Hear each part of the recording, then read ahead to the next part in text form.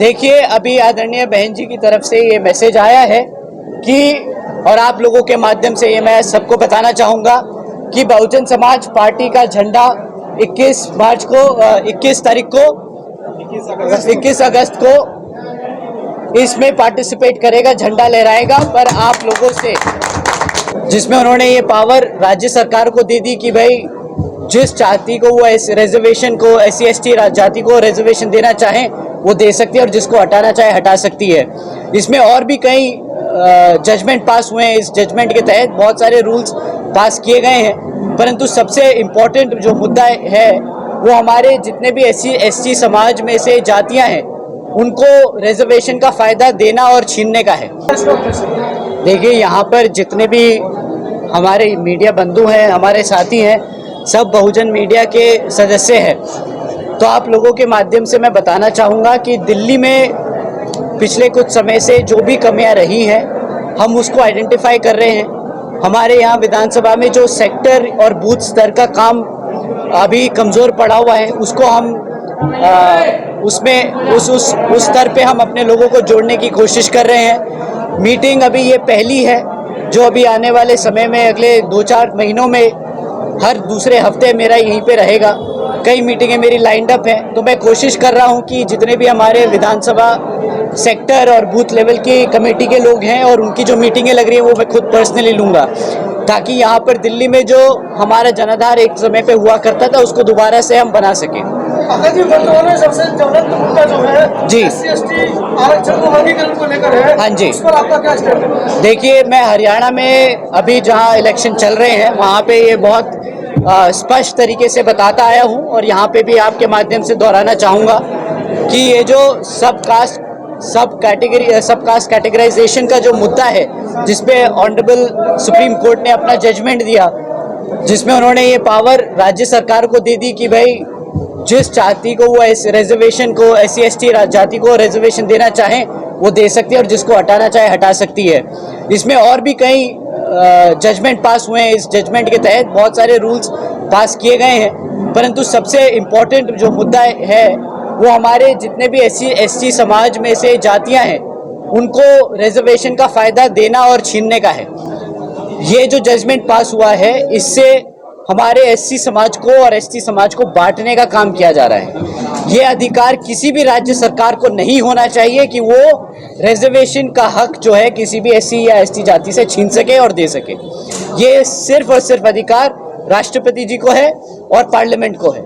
उसका रीज़न बाबा साहब ने इसलिए रखा था ताकि कोई भी ऐरा गहरा नत्थू गहरा आके इस रिजर्वेशन के साथ खिलवाड़ ना कर सके। अब जो पार्लियामेंट सुप्रीम कोर्ट से ऑनरेबल सुप्रीम कोर्ट से जजमेंट आई है, इससे राज्य सरकारें जो हैं इसका राजनीतिक फ़ायदा उठाएंगी। तो ये बहुत गलत डिसीजन है, इसके खिलाफ हम सब थे, हैं और आगे रहेंगे जब तक इसको सिक्योर और उसको चेंज नहीं किया जाएगा। 21 तारीख को भारत बंद है जी, बहुजन समाज पार्टी का उस पर समर्थन है या विरोध में है? देखिए, अभी आदरणीय बहन जी की तरफ से ये मैसेज आया है कि और आप लोगों के माध्यम से ये मैं सबको बताना चाहूँगा कि बहुजन समाज पार्टी का झंडा 21 मार्च को 21 तारीख को 21 अगस्त को इसमें पार्टिसिपेट करेगा, झंडा लहराएगा। पर आप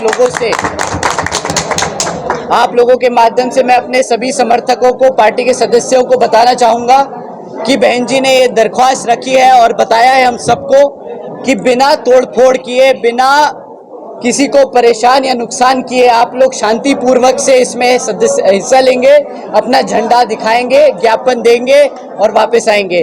आप किसी के साथ लड़ाई झगड़ा या ऐसा कोई काम नहीं करेंगे जिससे पब्लिक प्रॉपर्टी डैमेज हो या किसी पब्लिक को परेशानी हो।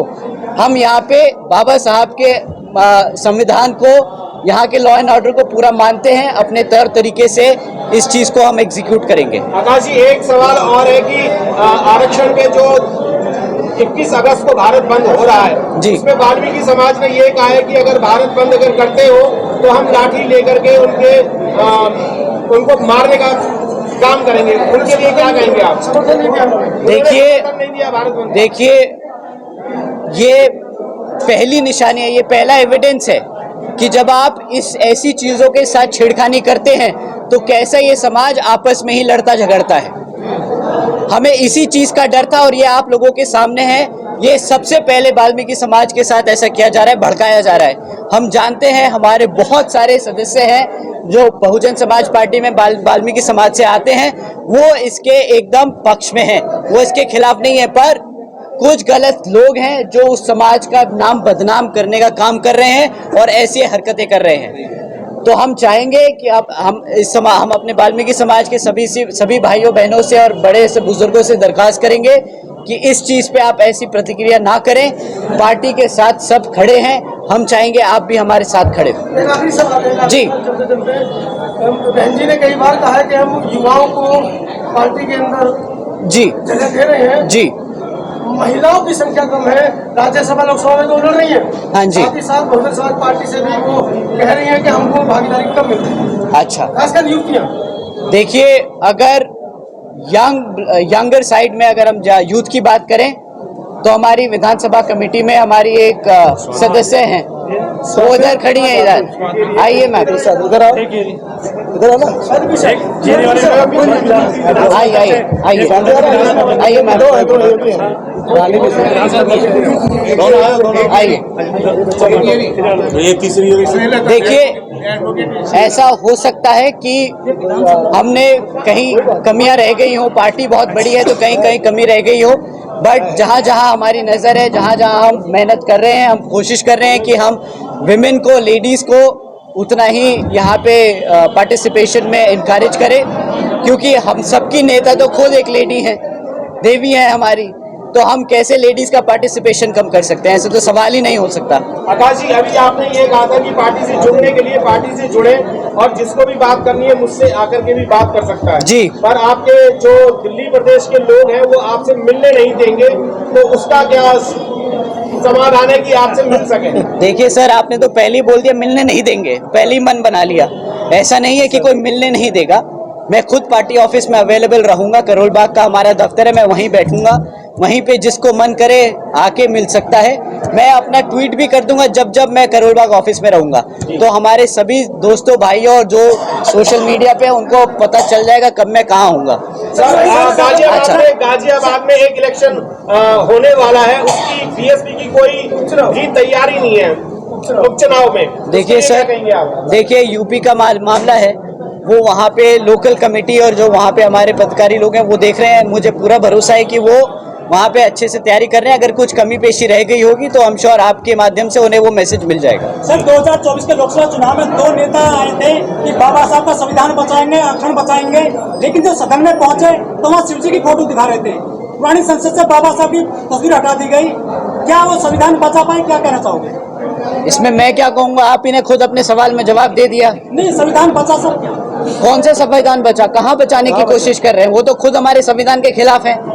जब रिजर्वेशन प्रमोशन का बिल आता है तो यही लोग तो थे जो फाड़ रहे थे बिल। आप लोगों ने देखा कि नहीं देखा? तो फिर ये लोग कहाँ से संविधान बचाएंगे? लेकिन सारा वोट गया सर उनके पास में, बहुजनों का। अब आप ही ये आप अब हमारे सदस्य हैं सर, अब आप ही उन लोगों को, हमारे सभी पार्टी के लोगों को, समाज के लोगों को बताएंगे कि कैसे उन लोगों ने हमारे लोगों को गुमराह किया है। आप पे मैं जिम्मेदारी छोड़ के जा रहा हूँ। बराबर? Thank you. मैं मीडिया के सामने नहीं हूँ, मैं आप लोगों के सामने बहुत क्लियर करना चाहता हूँ। मैं आप लोगों के सामने अपनी मर्जी से नहीं आया हूँ, मैं यहाँ मीटिंग लेने आया था, आप लोग सामने आ गए हैं। Thank you so much, thank you.